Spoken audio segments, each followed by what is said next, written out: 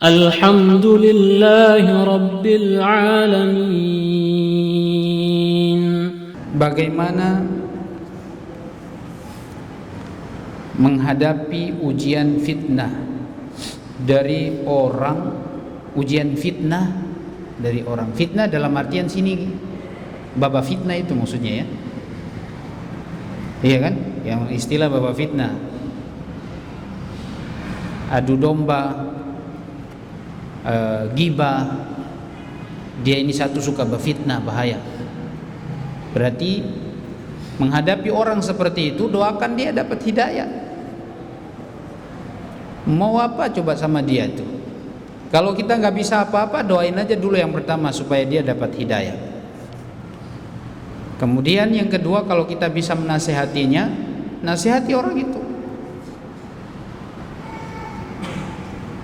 Atau yang pertama, sebelum kita nasihati, dilarang dulu, kamu jangan bawa fitnah, dilarang gitu, hentikan dia dengan tangan kita, dengan kekuatan kita, kalau bisa. Kalau nggak bisa, nasihat saja, kita nasihati dengan baik. Melihat kemungkaran kan, kalau kita bisa, rubah dengan tangan. Kalau nggak bisa, rubah dengan lisan. Kalau nggak bisa, dengan hati. Ingkari dalam hati, tapi jangan lupa doakan. Ingkari kemungkarannya. Dan juga tentu kita tidak senang dengan ahli maksiat, tapi kita doakan supaya dia dapat hidayah. Kalau antum balas balik lagi membuat fitnah ke dia, ya palingan kalau kita difitnah, kita fitnah dia. Seandainya itu tidak benar, maka antum justru berdosa. Antum memfitnah dia, antum berdosa, berdusta. Kalau tidak benar, yang namanya fitnah kan dusta, gak benar, tapi dikatakan ini dan itu, menyebarkan aib orang lain. Ini kan baba fitnah bahasa kita di sini. Istilahnya memfitnah orang. Yang intinya adalah menyebarkan aib. Ini dusta, dosa berdusta.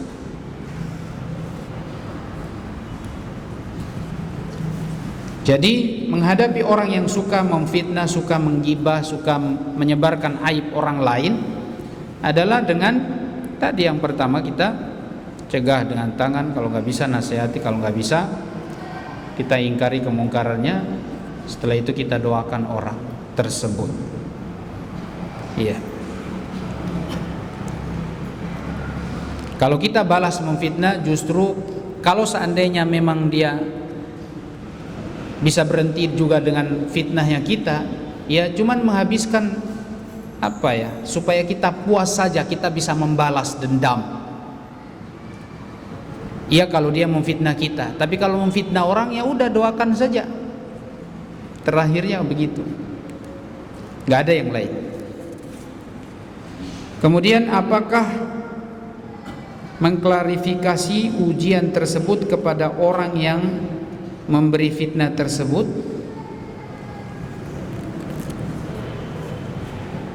Kalau dia memfitnah antum, dia menggibahi antum, antum datangi, antum tanyakan, benar enggak itu?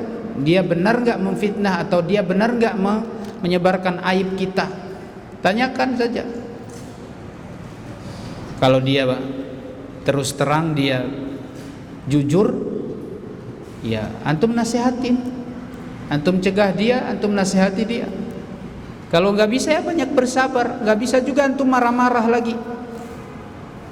Ya, bersabar dan sambil mendoakan juga. Kalau sudah nggak bisa dinasihati, udah antum bersabar saja. Antum mau balas juga, justru nanti malah tambah parah lagi dia. Mau balas memfitnah juga, malah tambah parah dia lagi. Gak mau berubah. Jadi mau tidak mau kita bersabar dan doakan juga orang tersebut.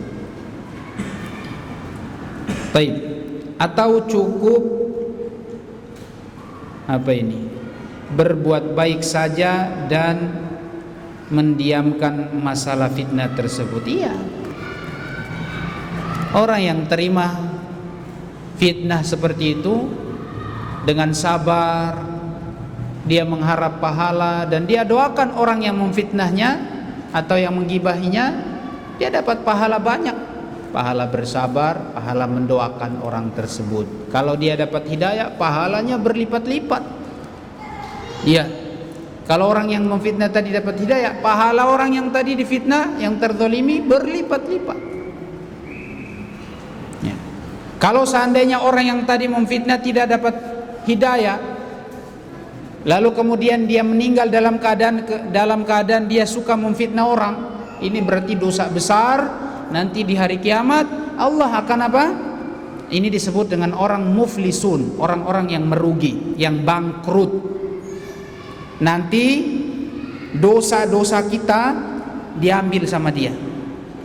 Dosa yang kita, misalnya kalau kita punya dosa, karena namanya manusia pasti punya dosa, dosanya kita diambil, dikasihkan ke siapa? Yang tadi memfitnah.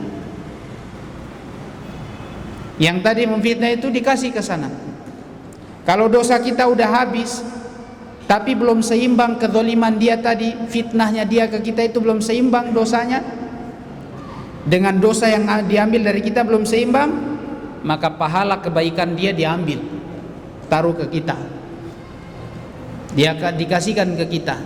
Jadi namanya orang bangkrut, jatuh ketimpa tangga, lalu apa lagi, ketimpa genteng, ya, habis-habisan sudah itu, babak belur. Jadi antum bersabar saja kalau difitnah, bersyukur juga. Mungkin antum dulu babak fitnah juga, kan? Ya Allah balas mungkin dengan begitu. Antum bersyukur juga itu ujian, Allah menghapuskan dosa antum, atau bisa jadi Allah mengangkat derajat antum. Ingat saja tadi itu.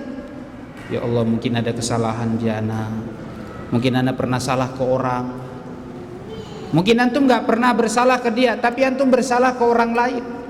Bisa jadi seperti itu. Jadi Allah ingin menegur antum secara tidak langsung. Oh, ana pernah dulu buat begini ke orang ini. Jadi itu nasihat.